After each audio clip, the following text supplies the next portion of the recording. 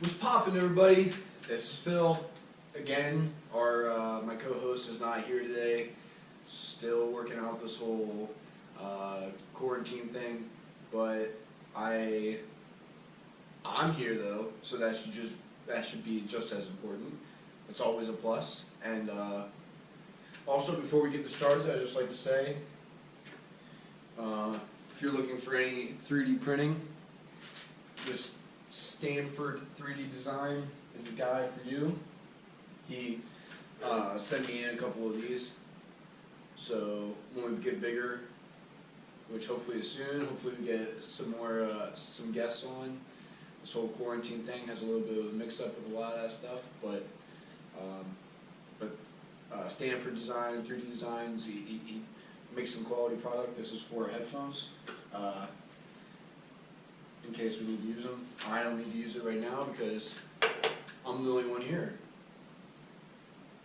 I think. So that makes the whole headphone thing unnecessary, in my opinion. I don't really know how anybody else does it. I know for me, if using headphones is usually so you can hear everybody and everything, so that you know that what you're hearing doesn't sound like trash. So far, so good. Also got some new lights, as you can see. My face is lit up a little bit more. I'm wearing a hat, so it's kind of making it a little dark around the eyes, but you don't need to see those. But yeah, I mean, it's crazy, you know. I live in Ohio, and Ohio just got shut down by the governor. At least that's what he says. He says he shut it down, and you know, I still see everybody moving around. I was expecting to start driving around on Tuesday and not see a single car on the road because I had to go to work because I'm an essential worker. My business thinks very highly of me, I guess, and they need me to be on the job. So I didn't think that many people were essential, but it looks like just about everybody's essential. I mean, I've seen the dog grooming business is running still. I mean, I don't know how it's. I mean, if I can't get a haircut, why does it mean your dog can get a haircut? You know what I'm saying? It's goofy stuff. Goofy. But, you know, hey, I can't even be mad at the same time, because there are some people with that are having it rough right now, and they supposedly weren't essential, and, you know, that's making it very tough for their situations as well. And, I mean, I feel for them. Some people, you know, some people are out there with great jobs or had great jobs, and all of a sudden now they want to shut them down and say that they're not needed anymore. And now, you know, some of those guys were going to college, and that job was what was paying for their college, or they just bought a house, or they just bought a car, or they just made a huge investment on something, expecting that they had a job that was able to pay for all that. And, you know, but they can't do that anymore. I mean, well, if they can, they're gonna have to figure it out. But, like, you know, that's tough. That's not fair for you. That's not fair for me. And that's not fair for anybody else around. And, you know, I'm really hoping that people make it out of this either better than they were, or, you know, I mean, or something, because this really sucks for a lot of people. And I mean, but you know, with all this suck going around, you know, it's putting everybody into bad moods on social media, and I mean, people are getting upset because they go to a store to go pick up some toilet paper, and there's no toilet paper, or they go get their groceries, and all the shelves are shut down. Like, there's like nothing, you know, and that's wild. People shouldn't have to fight and scavenge for food and toilet paper, you know, out of all things. But so what I see is that, I mean, everybody needs a lot more positivity, and, like, you know, so far this whole virus is doing a lot more of tearing everybody apart than it is putting us together, in my opinion, from what I've seen. I mean, you see a lot of people, I mean, everybody's hogging toilet paper, everybody's hogging food for months and years. Like, and I mean, obviously we're all being quarantined, we're all being sent to our houses and everything, but that doesn't mean we have to be split apart. I mean, yes, you probably shouldn't go see, you know, older family members, people that you know probably have issues with their body, Just like fibrosis child, he obviously can't go see him, and I don't want to go see him. I don't want to get him sick. That would change a lot of things, and obviously if I went to go see him to make one podcast, we might not ever have another podcast ever again. But if you stay away from him for a certain amount of time, he'll come around and we'll start making more podcasts and everything will be okay. But toilet paper, buy what you need. Or if you do buy more, look out for other people. And, even food wise, are you hogging food or are you sharing the food? There's different things you can do with this whole thing, and people need to start learning how to use all this stuff in a positive direction. I mean, there are a lot of people right now that are having a lot more time alone, time by themselves, and time to maybe do something better for other people instead of, you're telling me that there's nothing to do. Obviously, there's nothing to do. You probably watched every single episode on all your TV shows and every movie twice. Maybe, go around and maybe go to the grocery store and buy a bunch of pies and, just walk around with a shopping cart full of pies and pass them out. Hey, stranger, I don't know who you are, but, I got pie for you. Would you like a pie? Maybe it doesn't have to be pies. Maybe it can be something a little bit better, a little more nutritious, but, that's what my sister did. It was also Pi Day, 314, the mathematical equation, formula, twist and pull, whatever you want to call it, the pi, Pi Day. So she went out to Acme, bought a bunch of pies, and started passing them out. She bought I forget how many she bought. It was a lot though. It was more than she could eat for herself. And she passed them all out. She went to people's houses that she knew. But other random people, she would pass them out. She'd be like, hey, here's pie, here's a pie. People were weirded out, but people shouldn't be weirded out either. People should be, accepting and happy. It's crazy to think that we're living in a time where people question when somebody does something nice, and that's kind of sad. I look for at least, personally, make sure every day I do something that makes somebody happy. Whether it's saying something dumb or saying something nice, to see somebody's face either light up or to watch somebody walk away in embarrassment because you said, hey, wow, I like that hoodie you're wearing. It looks good on you. Or saying something about their hat, or people always are looking for something like that, for somebody to say that about them. How that's gotta make you feel so good. And I know it does, because they got a big old smile on their face the rest of the day, and that makes me feel good too. Because why would I want to be walking around, seeing people with a frown? Honestly, in my opinion, that makes me feel terrible, even if it's not directly towards me. If I'm walking into work and the first thing I see is a bunch of people just mad and ticked off because they're thinking, man, why am I here at work, man? Well, why am I even essential? I should be at home taking care of my kids and my family. You are taking care of your kids and your family by being at work, and you should be happy that you even have the job to begin with. And you see all those people, as soon as you walk in, they're all upset and mad that they're there. That now I'm kind of mad. Why do I want to be here? Why is everybody mad? That makes me feel like garbage, and I don't want to be here anymore either. But you walk in and you see a big old smile on everybody's face, or you're causing them to have a smile on their face. Man, I love to come to work. That's so much fun. I used to be a loader at Lowe's, and it was just lot of older people, a lot of people who are very stubborn too, about being helped by putting product in their trucks or in their cars or anything.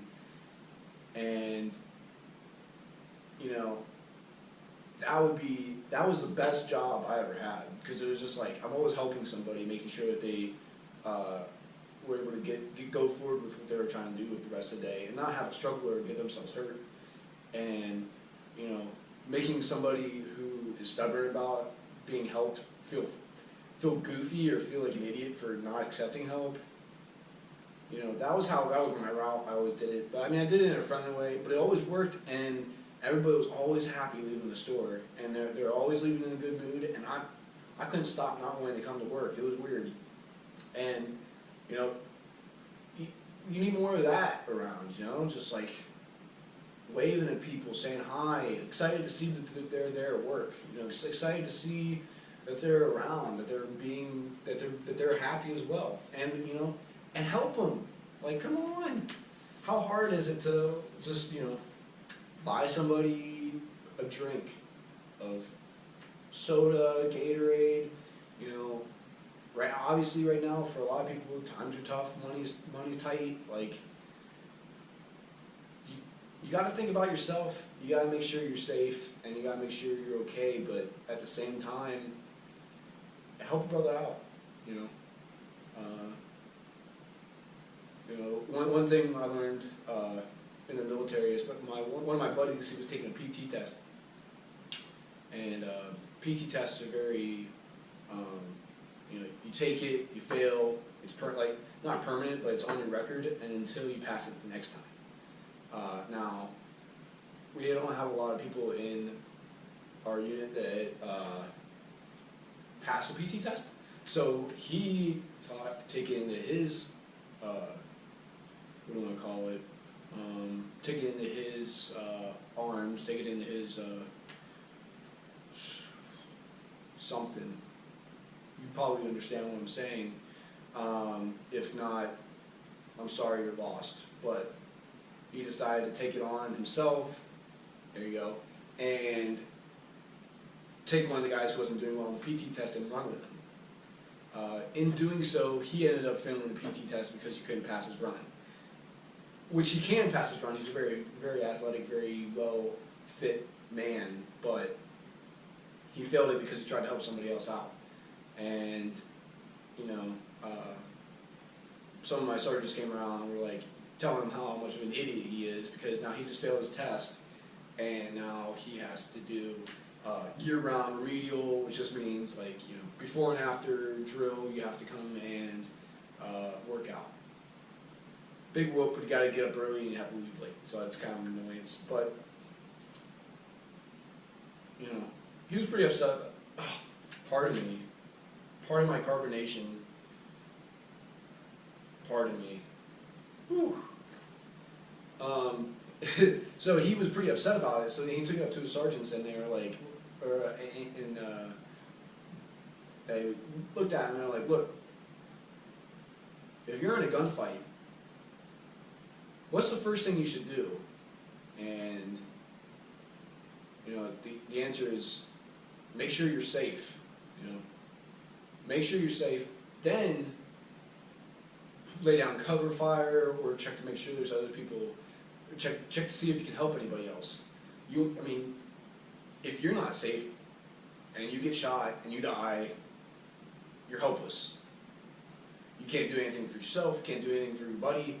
But if you can go find cover and make sure that you're safe, that then gives you the opportunity to then go and take care of other people. So, that being said, what you do in this moment of this outbreak of this virus, you need to, yes, make sure that everything that's going on, you are healthy and taken care of, and there is no issue for you. But at the same time, don't go helping people if that then makes it so you can't pay your rent, you can't eat food for yourself. Like, so I don't know. you take it as you may, but that's something serious, and I think we really do need to start spreading a lot more positivity and a lot more care for other people. I know it's tough times, but this is a lot more serious than what we all thought it was a couple weeks ago. But yeah, I'm excited about this podcast. I really hope that either people start to listen in, or people will just start to enjoy. I guess just me for a little bit. Sadly to say, Baxter will be back, and he's right now studying up on some sports, and the next time he comes around, hopefully the sports will be back, and we'll probably have a sports podcast, and probably another one just him and I talking about his day in the life of being socially disconnected from everyone because he's not even allowed to go to work for the same reason that he has citrus fiber, and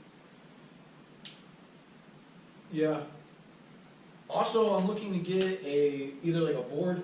I'm probably going to work on painting this wall, making it nice and white, but I'm looking at trying to get a board. And if anybody out there that's watching is interested on being a part of this, Stanford 3D Printing just sent me a sticker. I am going to start a wall of some sort or something. I haven't figured it out yet, but I'm going to start posting stickers of either people that support me, and I will also support, and as well as if you want to come on the podcast and you have something that you want to promote or you want to advertise, you are more than welcome to come pop a squat either right here. That's it. We're actually right there because Baxter usually sit here, and it's a little close. You get real comfortable and nice and tight next to me, which take it as you may. What else? Yeah. I don't know. It's really hard to talk about a whole lot of anything else when this whole virus is the big main thing. I'm just going to end it on that. I really hope that you guys all maybe take some words out of that and, take it upon yourself to do something positive. And make it a hashtag or something. I don't know. Make it something cool. Go do something for somebody that puts a smile on their face. And whether it's virus related or just, straight out hey, you're a wonderful person, and I appreciate you being around. Whatever. I appreciate all of you people, all 4 or 5 or 6 of you people that pay attention to this, and yeah, just go be a light. All right, peace.